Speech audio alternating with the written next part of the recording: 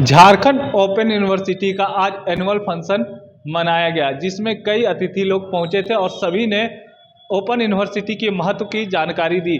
मौके पर क्या कुछ कहा गया, आइए आपको सुनाते हैं। आप लोग को बहुत बहुत धन्यवाद। और यहाँ का जो ओपन यूनिवर्सिटी है, झारखंड स्टेट ओपन यूनिवर्सिटी, मेरे को इनवाइट किए हैं, उसके लिए भी धन्यवाद। मेरा जो छोटा सा अभिभाषण रहा, उसमें मैं यही पहले बोला था कि यूजीसी का रूल जो बनाया गया है उसमें क्लियरली मेंशन है कि ओपन यूनिवर्सिटी का डिग्री और कन्वेंशनल यूनिवर्सिटी डिग्री 100% इक्वल है। इसमें किसी का मन में कोई भी संदेह नहीं रहना चाहिए। तो ये एक मैसेज है सबके लिए।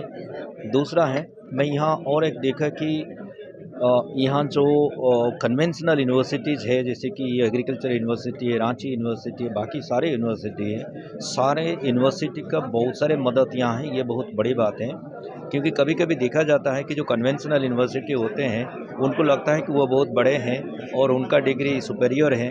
ओपन यूनिवर्सिटी का डिग्री इतना है नहीं, ऐसा नहीं है, बिल्कुल नहीं है। और अगर ऐसा कोऑपरेशन रहा सारे यूनिवर्सिटी का, तो मैं खुद बहुत वेरी हैप्पी रियली। मुझे अच्छा लगता है ये सुन के कि सारे यूनिवर्सिटी कोऑपरेट कर रहे हैं। और देखिए, जो ग्रेजुएट्स है, जो यंग यूथ है, अभी देखिए आज का ज़माना है मल्टी स्किलिंग का।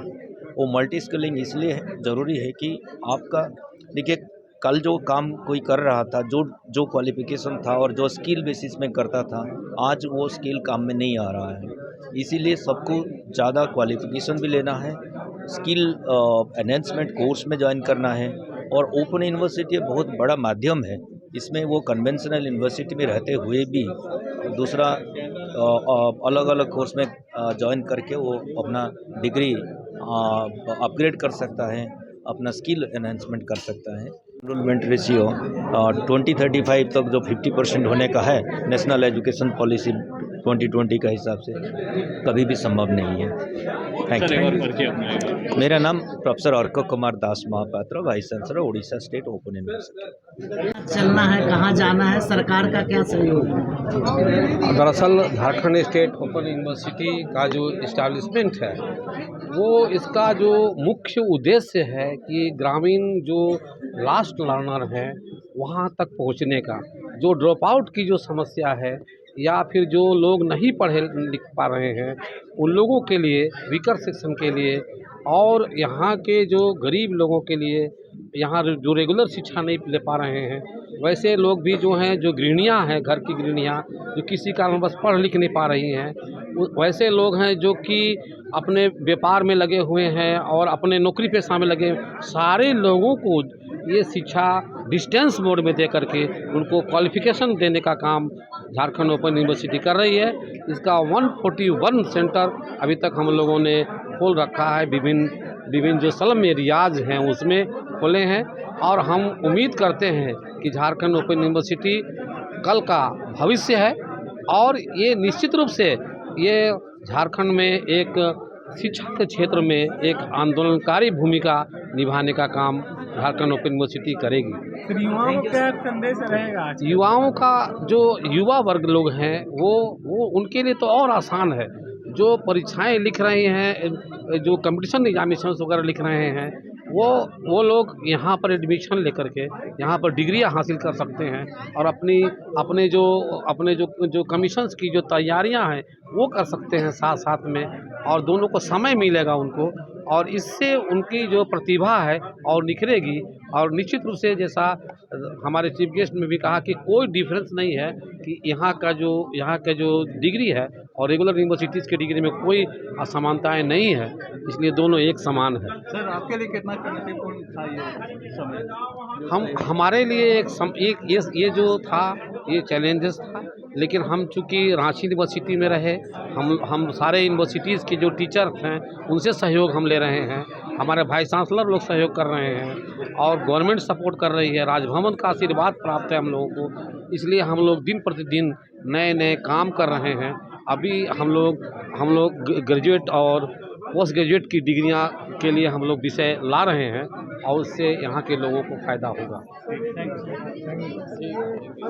डिस्टेंस एजुकेशन का लर्निंग कॉन्सेप्ट है, ये अच्छा है, लेकिन इसमें रोजगार एम्प्लॉयमेंट का इसके साथ कैसे सामंजस्य? ओके ओके ओके मैं अंग्रेजी में बात कर रहा हूँ, हिंदी नहीं हिंदी नहीं First annual day Jharkhand State Open No, no. University. What do you want? See, Jharkhand State Open University is a very excellent initiative of the Jharkhand government.